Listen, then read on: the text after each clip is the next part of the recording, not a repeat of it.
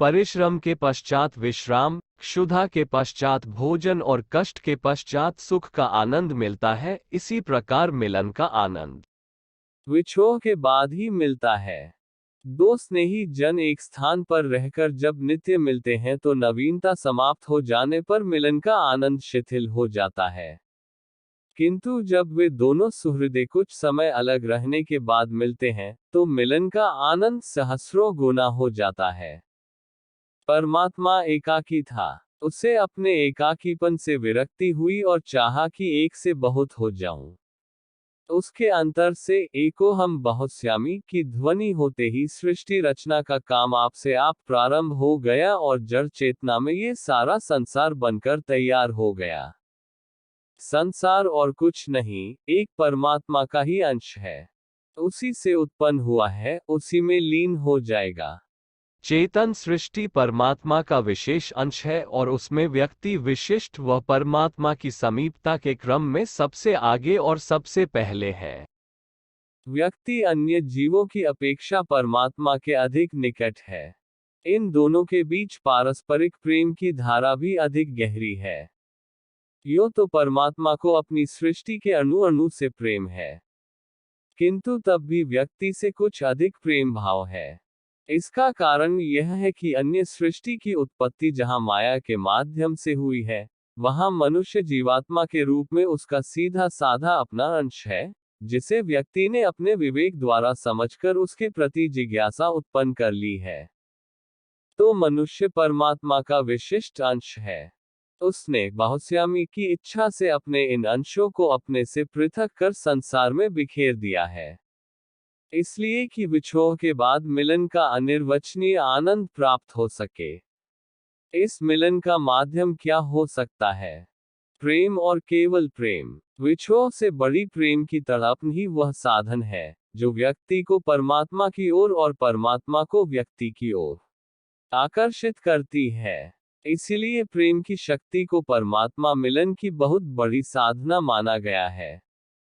जिन दो के बीच प्रेम नहीं होता, वे परस्पर कभी नहीं मिल पाते। परमात्मा से मिलन का आनंद एक लंबी साधना और लंबी अवधि के बाद होता है।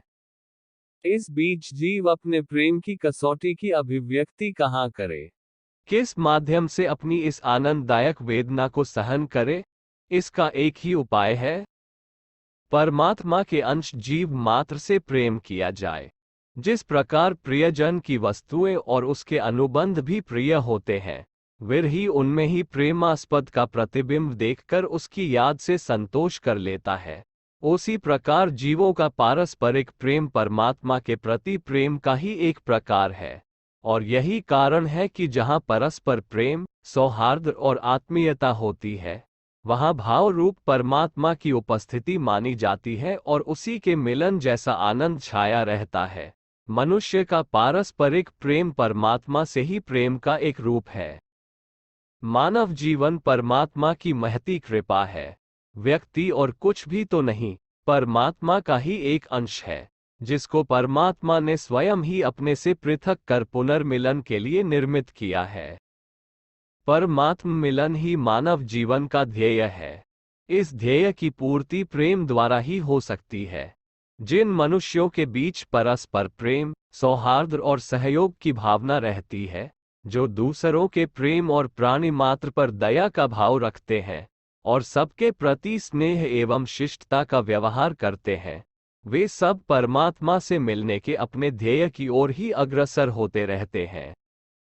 परमात्मा से मिलन का उपाय साधना, उपासना तथा योग आदि भी बतलाया गया है, किंतु यह उपाय भी तभी सफल होते हैं जब इनमें भी प्रेम की प्रधानता होती है। ये प्रेम श्रद्धा, भक्ति, आस्था, विश्वास आदि किसी रूप से भी हो सकता है। श्रद्धा अथवा प्रेम से रहित कोई भी साधना सफल नहीं हो सकती। प्रेम की व्याकुलता ही परमात्मा से मिलाने में समर्थ है। इसके बिना सारे तप कठोर तितिक्षा के सिवाय और कुछ नहीं होते। आध्यात्म का मूल मंत्र प्रेम ही बताया गया है। भक्ति साधना से मुक्ति का मिलना निश्चित है। जिस भक्त को परमात्मा से सच्चा प्यार होता है, वह भक्त भी परमात्मा को प्यारा होता है। उपनिषद का यह वाक्य रसो वैसा ऐसी एक बात की पुष्टि करता है, परमात्मा प्रेम रूप है। इसका स्पष्ट तात्पर्य यही है कि जिसने प्रेम की सिद्धि कर ली है, उसने मानो परमात्मा की प्राप्ति कर ली है। अथवा जहाँ प्रेम पूर्ण परिस्थितियां होंगी, वहाँ परमात्मा का वास माना जाएगा। परमात्मा की प्राप्ति आनंद का हेतु होता है। प्रेम का आनंद अनिर्वचनीय है। वह एक ऐसा आनंद होता है जिसकी तुलना में संसार का दूसरा कोई आनंद नहीं रखा जा सकता। प्रेम की इस अनुभूति का आनंद कबीर ने लिया और एक स्थान पर कहा है, राम बुलावा भेजिया, कबीरा दीना रोय, जो सुख प्रेमी संग में, सो बैकुंठ न होए। भक्त प्रेम के आनंद में बैकुंठ का निवास तुच्छ मानता है। जब उसको प्रेम के वातावरण से निकालकर प्रेमीजनों से पृथक करके स्वर्ग ले जाने की बात कही जाती है, तो वह रोने लगता है, उसे अपार दैख होने लगता है। प्रेम का आनंद ऐसा ही आनंद है। किंतु प्रेम में इस प्रकार के अनिर्वचनीय आनंद की प्राप्ति तभी होती है जब वह सच्चा हो, निस्वार्थ हो। झूठा प्रेम तो शत्रुता नींव होता है, दैख और क्लेश का आधार होता है। बहुत बार लोग की अपने मतलब से बड़ा प्रेम दिखलाने लगते हैं। बहुत से लोग इस प्रवंचना में आ भी जाते हैं। मतलब निकल जाने अथवा उस विषय में निराश हो जाने पर स्वार्थी व्यक्ति का प्रेम समाप्त हो जाता है और तब वह अपने सामयिक प्रेमास्पद की ओर आंख उठाकर भी नहीं देखता, मिलने पर पीठ फेर लेता है। उसका यह व्यवहार वहीं से बुराई, मनोमालिन्य अथवा शत्रुता का सूत्रपात कर देता है। इसलिए कहा गया है कि एक बार प्रेम भले ही न किया जाए, पर स्वार्थपूर्ण प्रेम का नाटक न किया जाए। नहीं तो इसमें हित के स्थान पर अहित होता है, आनंद के स्थान पर दैख मिलता है। आनंद, संतोष, प्रफुल्लता और आत्मभाव आदि की दिव्य अनुभूतियां वहीं प्राप्त हो सकती हैं, जहां निर्मल और निस्वार्थ प्रेम की पावन गंगा बहती है। जिन परिवारों, मित्रों और सुहृदजनों के बीच सच्चा प्रेम रहता है, उनके बीच क्या संपन्नता और क्या विपन्नता, किन्हीं भी स्थितियों में कलह, क्लेश और विवाद नहीं होता। उनका सारा जीवन एक स्निग्ध पुष्करिणी की भांति आनंद की शीतलता और सरसता से भरा रहता है। यह मानव जीवन की एक महान उपलब्धि है। प्रेम विहीन जीवन एक शुष्क मरुस्थल के समान होता है। उसमें रस अथवा आनंद का एक कण भी नहीं मिल सकता, फिर चाहे उसमें कितनी ही धन दौलत और सुख साधन क्यों न भरे हो। प्रेम द्वारा शत्रु को भी वश में किया जा सकता है। प्रथम तो जो प्रेमी हृदय होते हैं, वे स्वभावतः अजात शत्रु होते हैं। संसार में उनसे द्वेष करने वाला कोई नहीं होता, और यदि अपने दुष्ट स्वभाव वश कोई उनसे द्वेष मानने भी लगता है तो भी वह उनके सम्मुख आकर विनत हो जाता है।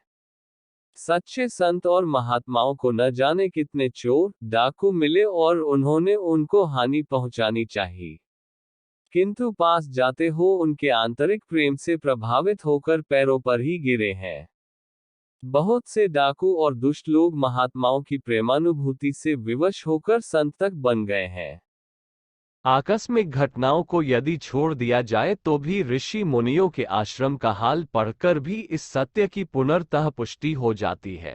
पूर्वकालीन ऋषि आश्रमों में शेर, चीते आदि हिंस्रजात आते थे और ऋषियों आक्रमण करने की बात तो दूर, वे अपने स्वभाव विरोधी गाय और हिरणों आक्रमण थे नहीं करते, उनके साथ उठते बैठते और खेलते थे। इसका कारण और कुछ नहीं, ऋषि का ये सच्चा प्रेम ही होता था, जो जीव मात्र की मैत्री के रूप में उसके अंतर में प्रवाहित होता रहता था। उसी के संपर्क में आकर सारे जीव अपना द्वेष भाव भूल जाया करते थे। सांसारिक जीव ही नहीं, ईश्वर तक प्रेम के वश में हो जाता है।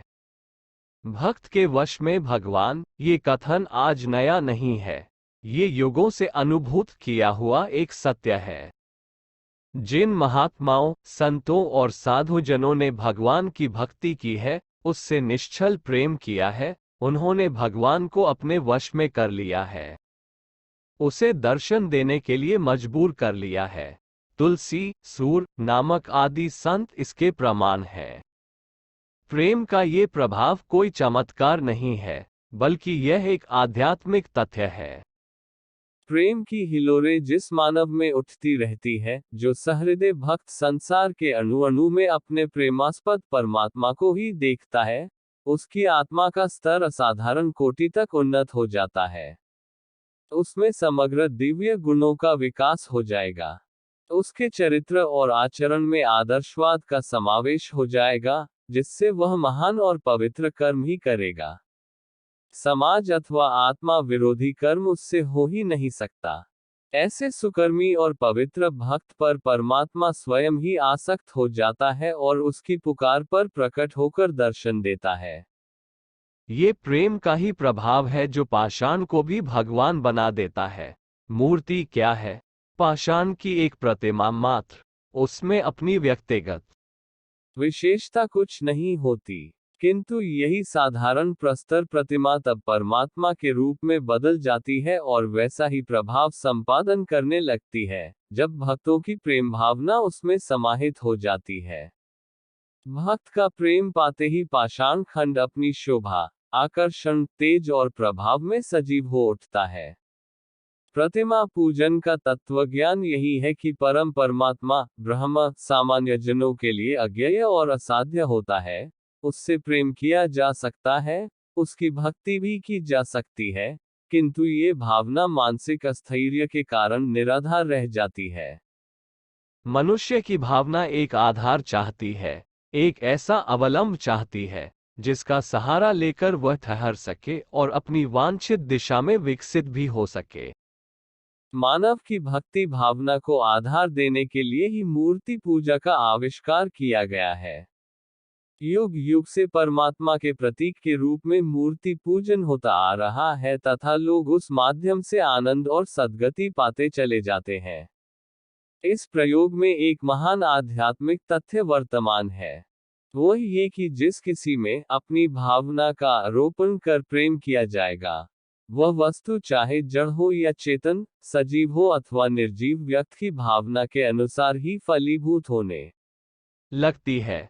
मूर्ति पत्थर अथवा धातु की बनी एक निर्जीव प्रतिमा होती है, किंतु भक्त से परमात्मा की भावना पाकर वह उसके लिए भगवान हो बन जाती और तदनुसार ही फल देने लगती है। तथापि मूर्ति में यह विशेषता आती तब ही है, जब भगवान के साथ अखंड आस्था और असंध श्रद्धा का भी समावेश हो। प्रेम संसार का अमृतत्व माना गया है। अमृत की तरह ही इसमें आनंद और अमरता का गुण होता है। प्रेमी का हृदय प्रतिक्षण आनंद से परिप्लावित रहता है और परमात्मा से सान्निध्य पाकर वह अमर पद तो पा ही लेता है।